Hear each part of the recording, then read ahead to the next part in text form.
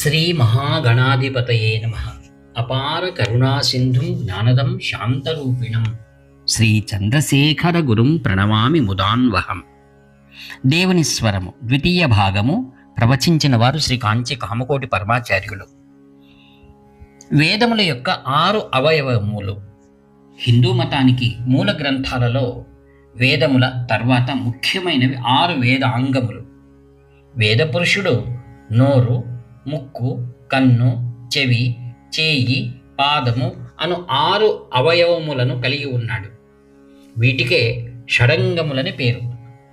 ఏ కార్యక్రమంలో అయినా వాడబడే చడంగు అనే తమిళ పదం ఇందులో నుండే వెలువడింది.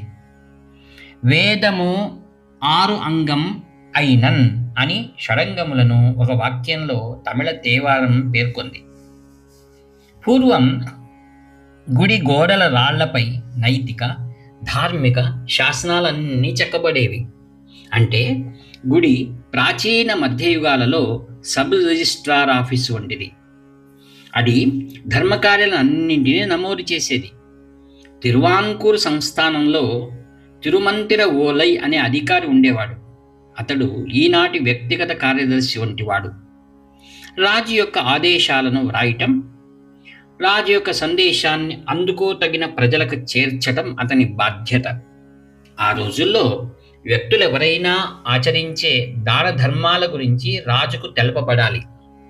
వాస్తవానికి అవి రాజ సమ్మతిని పొంది రాజు యొక్క ఆదేశాలతో వెలువడేవి. శిలపై కానీ రాగురేఖపై కానీ చెక్కబడాలి అను ముగింపు మాటలతో ఓలై చేత అని అవి వ్రాయబడేవి. రాజ ఆదేశము దానం అందుకునే ప్రదేశానికి పంపబడేది. అక్కడి అధికారులు వాటినన్నిటినీ స్థానిక దేవాలయం గోడలపై చెక్కేవారు. ఇలాంటి శిలాశాసనాలు ఎక్కువగా దేవాలయాల్లో లభిస్తాయి. శాసనాలు రాగి రేకుల మీద కూడా వేయబడతాయి. ఒకటి కన్నా ఎక్కువ రేకులు కావలసి వస్తే ఆ రేకులకు రంధ్రం చేసి ఒక తీగతో కట్టడం జరుగుతుంది. స్థానిక సమితి లేదా సభ ఆ శాసనాలని అంగీకరించాలి. రాగిరేకులు దేవాలయ ప్రాంగణాలలో క్షేమం అనబడే చోట భూగర్భంలో ఉంచబడతాయి.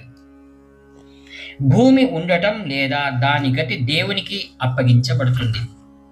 దాని జీవితానికి దేవాలయం సహజమైన నిలిచి ఉండే కట్టడంగా అనగా నిలువెత్తు సాక్ష్యంగా తలచబడుతోంది. దేవాలయం రిజిస్ట్రార్ కార్యాలయం, శాసన విభాగం పనిని కలిగి ఉంటుంది. నేను ఇప్పుడు స్థానిక పరిపాలనా సంస్థ అంశానికి వస్తాను. ప్రతి గ్రామము ఒక బ్రాహ్మణ సభ లేదా శాసన సభను కలిగి ఉండేది. వేదాలు తెలిసిన వారికి అందులో సభ్యత్వం ఉండేది. కొన్ని తప్పులు చేసిన వారు, వారి బంధువులు ఆ సభ్యత్వం నుండి తొలగింపబడేవారు. అందులో సభ్యులు కావాలనుకునే అభ్యర్థుల పేర్లు తాటాకు ముక్కలపై వ్రాయబడేవి. ఒక పసిపిల్లవాడిని అందులో నుండి ఒకదాన్ని తీయమనేవారు. అతను తీసిన తాటాకు ముక్కపై ఉన్న పేరు గలవారిని సభ్యునిగా చేయబడేవారు. అలాంటి స్థానిక పరిపాలనా సంస్థ యొక్క ఎన్నికల వివరాలు ఉత్తర మేరూర్ శాసనాల్లో పేర్కొనబడ్డాయి. నీటిపారుదల, పన్నుల నిర్ణయం వంటి ఎన్నో విభాగాలు గల ఆ సభ వివిధ అంశాలు నిర్వహించేది. అన్ని రకాల దానాలు భూమి రూపేణ లేదా ధన రూపేణ చేయబడేవి ఆ సభ ద్వారా జరిగేవి. అలాగే దేవాలయానికి పశువులను, వెలిగించే దీపాలను ఆ సభ ద్వారా సమర్పించడం జరిగేవి.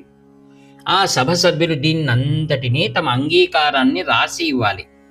అలా వ్రాయబడటం ద్వారా మనం కొన్ని పేర్లు తెలుసుకున్నాం. కొందరు బ్రాహ్మణులు గల షడంగ నిరత, షడంగవి వంటి బిరుదులు మనకు తెలిసాయి.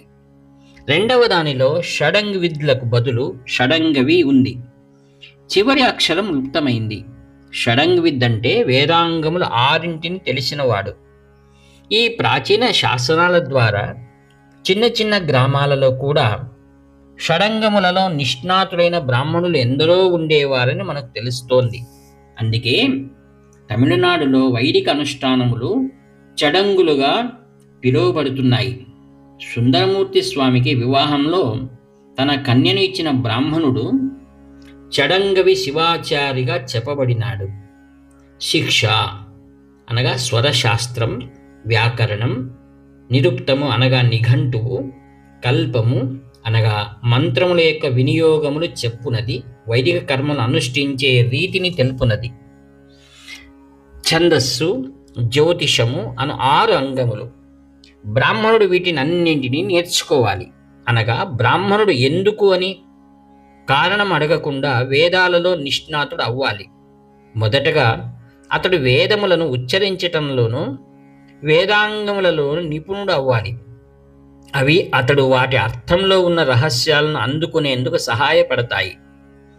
శిక్ష వేద పురుషుని ముక్కు, వ్యాకరణం ఆయన నోరు, కల్పం ఆయన చేయి, నిరుక్తం ఆయన చెవి, ఛందస్సు ఆయన పాదం, జ్యోతిషం ఆయన కన్ను.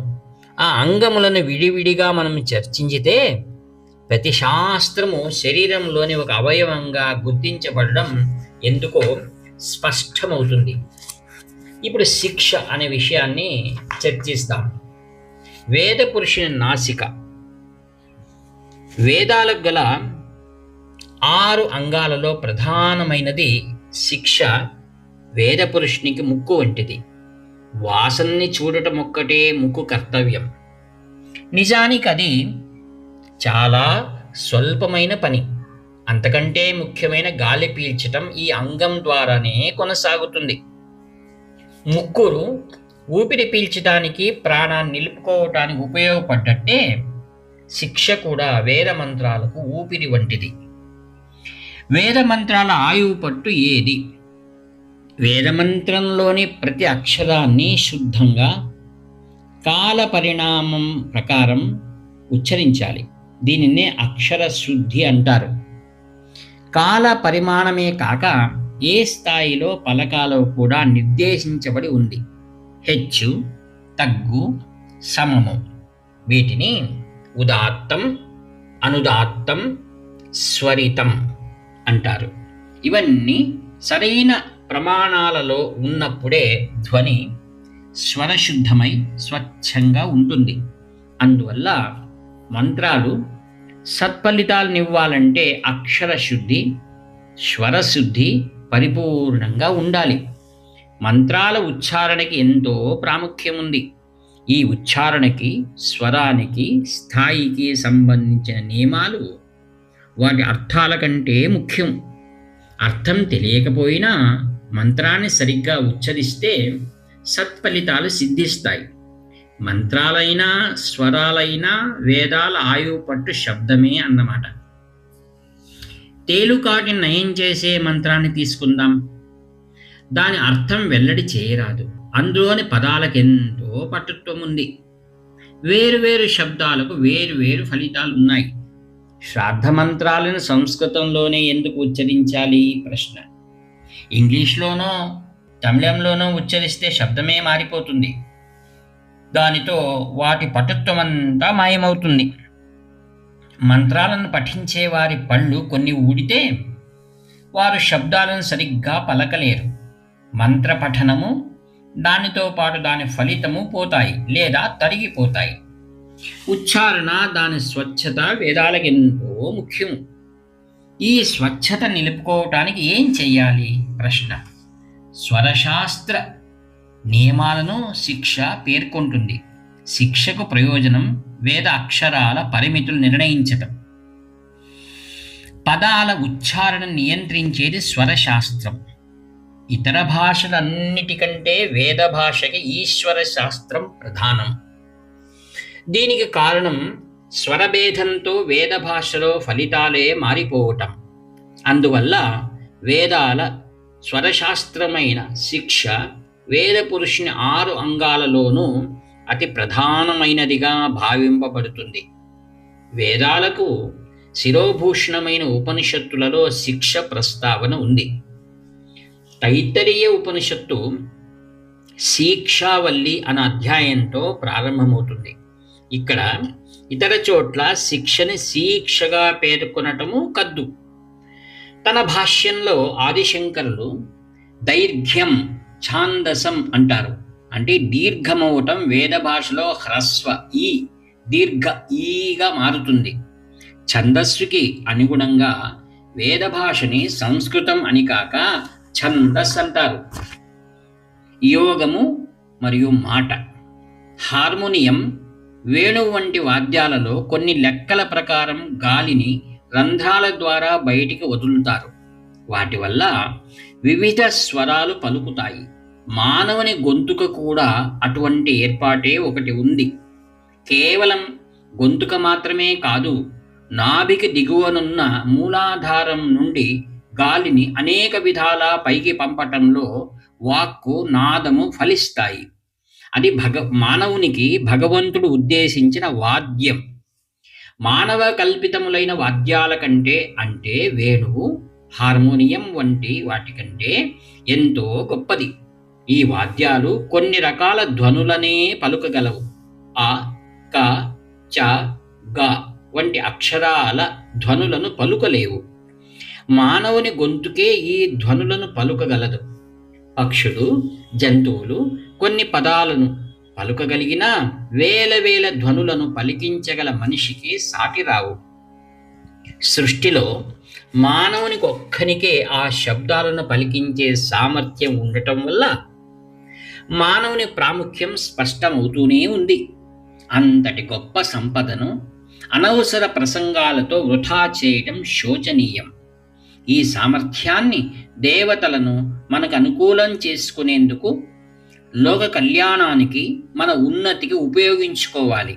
ఈ 3 పనులను చేయటానికి వేద మంత్ర ధ్వనులను గ్రహించి ఋషులు మనకు అనుగ్రహించారు. ఈ రహస్యాన్ని గుర్తిస్తే శిక్షా శాస్త్రం యొక్క ప్రాముఖ్యం, పద ఉచ్చారణ గల ప్రాముఖ్యం తెలుస్తాయి.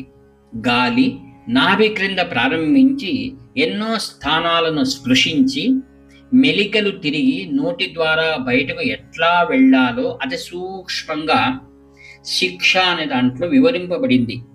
ఈ వివరణకు భాషా శాస్త్రజ్ఞులు ఆశ్చర్యాన్ని, గౌరవాన్ని ప్రకటిస్తూ ఉంటారు. శబ్దం యొక్క స్వచ్ఛతని ఆ రీతిగా కాపాడారు. గాలి మనలో అన్ని విధాల పయనిస్తుంటే అదే ఒక యోగ శాస్త్రం అవుతుంది. నాడుల ద్వారా ప్రసరించేటప్పుడు గాలి కొన్ని ప్రకంపనలను కలిగిస్తుంది. వాటి వల్ల కొన్ని భావాలు ఏర్పడుతాయి, కొన్ని శక్తులు ఉద్భవిస్తాయి. వీటికి బయటి ప్రపంచం ప్రభావం ఉంటుంది. ఈ విషయాలను ముందే చెప్పుకున్నాం. అందువల్లనే ప్రాణాయామం చేసి యోగ శక్తులను సంపాదించిన వారు మంత్రజపాన్ని చేసి ఆత్మ సాక్షాత్కారాన్ని పొందిన వారితో సమానులు. శిక్షా శాస్త్రం ప్రతి అక్షరాన్ని ఎట్లా పలకాలి, ఏ స్థాయిలో పలకాలి, ఏ అక్షరం ఎంతసేపు ఉచ్చారించాలి, ఎన్ని మాత్రల కాలం ఉండాలి అని నిర్ణయిస్తుంది. హ్రస్వాక్షరాలు, దీర్ఘాక్షరాలను బట్టి ఏ అక్షరాన్ని ఎన్ని మాత్రల కాలం ఉచ్చరించవలననేది నిర్ణయించబడుతుంది. సంధులను విడదీయకుండా పదాలను ఉచ్చరించడం, వేద మంత్రాల పఠనకు అవసరమైన సూచనలు శిక్షలో ఉంటాయి. క అన్న శబ్దం మెడకి, గొంతుకకి నడుమ స్థానంలో ఉత్పన్నమవ్వాలి. నాసిక దగ్గర జ్ఞ వంటి శబ్దాలు ఉత్పన్నమవ్వాలి. తా వంటివి నాలుక, కొన్ని పళ్ళని తాకటం వల్ల రావాలి. నా వంటివి నాలుక అంగిలిని తాకటం వల్ల రావాలి. మా వంటివి పెదవుల కలయికతో రావాలి. వా వంటివి క్రింది పెదవి, క్రింది పళ్ళను కప్పటం వల్ల ఇలాంటివే ఎన్నో సూచనలు ఉన్నాయి. ఈ శాస్త్రం ఎంతో నిర్దిష్టమైన పద్ధతిలో ఉంటుంది. కొన్ని శబ్దాల ఉచ్చారణకు శరీరంలోని ఏ భాగాలు, ఏ కండరాలు కదలాలో నిర్దేశింపబడ్డాయి. వాటి ప్రకారం అభ్యాసం చేస్తే కేవలం స్వరశాస్త్రం నుండి దాటి మంత్రయోగాన్ని, శబ్దయోగాన్ని చేరుకుంటాం. హరి ఓం తత్సత్. వ్యాఖ్యాత ప్రియమిత్రుడు నివర్తి నాగభూషణ శర్మ. హర హర శంకర, జై జై శంకర.